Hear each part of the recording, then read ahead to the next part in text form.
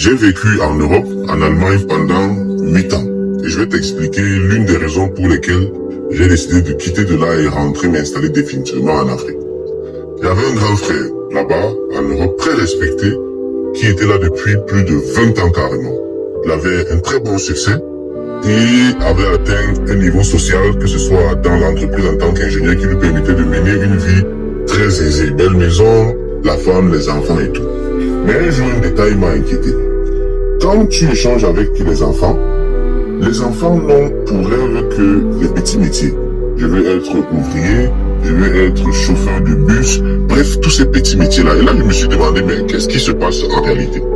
Et un jour, lors d'une conversation profonde, le grand frère m'a justement fait comprendre que ça, c'était l'un de ses plus grands désarrois. C'est-à-dire, quand tu arrives là-bas en Europe, on te vend le rêve de la belle vie, le rêve européen, les bons salaires, les bons travaux. Et le système t'absorbe de façon à ce que tu sois concentré uniquement sur le travail.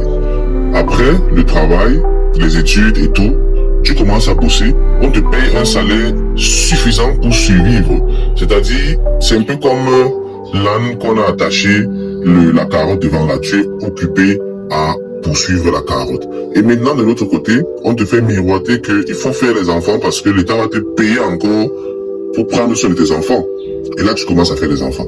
Et à un moment donné, il s'est rendu compte que, mais en réalité, c'est pas lui qui éduque ses enfants, c'est l'école qui éduque les enfants parce que toi, tu vas sortir tôt le matin, rentrer tard le soir, fatigué avec les projets encore à développer.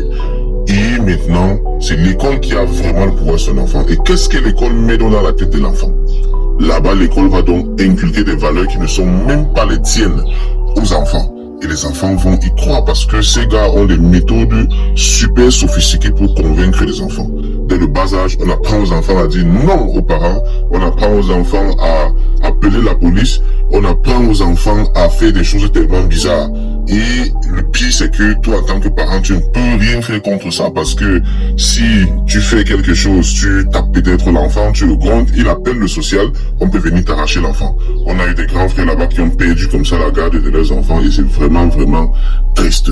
Donc ce grand frère s'est retrouvé à un moment donné dans une situation où tu es stressé avec le boulot, tu ne peux pas t'amuser là-bas parce que si tu perds ton boulot, tu es en difficulté. Les factures ne vont pas te donner un temps de répit. Tu dois donc respecter ce que l'enfant fait, ce que l'enfant te dit.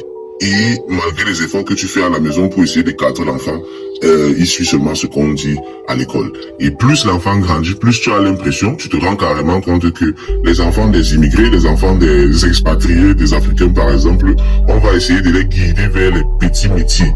Parce que dans ces pays, en Allemagne en particulier, c'est dès le lycée déjà, dès l'école primaire même qu'on oriente déjà les enfants. Si tu as un certain niveau, tu amènes certaines notes, on va t'orienter vers le lycée pour que tu ailles à l'université. Sinon, on va t'orienter vers les CES, vers les petits trucs pour que tu ailles être ouvrier, faire les petits jobs. Et comme on a plus besoin de main d'œuvre là-bas, on va donc orienter les enfants par là. Et tu te rends donc compte qu'avec ça, finalement, tu te bats pourquoi? Tu te bats pourquoi si après, tout ce que tu vas laisser, ce sont des enfants qui sont détruits et meurtris. Parce que le pire dans ça, c'est que c'est quand les enfants sont déjà très grands, et quand il est déjà trop tard, qu'eux-mêmes se rendent compte de la bêtise dans laquelle ils sont trouvés. Et maintenant, ils sont perdus. Ils grandissent en pensant qu'ils sont blancs, qu'ils sont comme les autres enfants.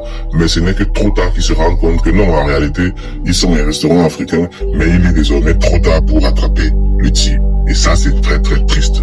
Moi, personnellement, j'ai envoyé ma fille là-bas à l'école pendant 2-3 mois. Mais après, je l'ai retirée de l'école parce que ça devenait déjà bizarre. Quand tu vois ce que l'enfant dit déjà et tout, c'est incroyable.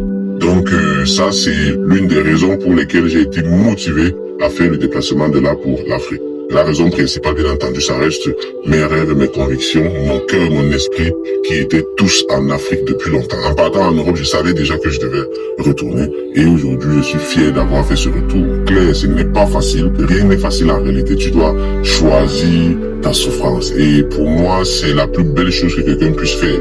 Choisir sa souffrance, choisir sa mort. Parce que d'une mort, nous devons dans tous les cas mourir. Ça, c'est un message pour mes frères et mes amis de la diaspora et également pour ceux qui sont sur le continent et qui rêvent de diaspora. C'est ça la réalité là-bas. Et ma conclusion, après avoir goûté aux deux univers, c'est que certes, il faut comprendre ce qui se passe partout, mais le pays, l'Afrique reste la terre des opportunités. Et si tu as vraiment, tu n'as pas de plafond, tu as la liberté de rêver grand et de faire tout ce que tu peux imaginer.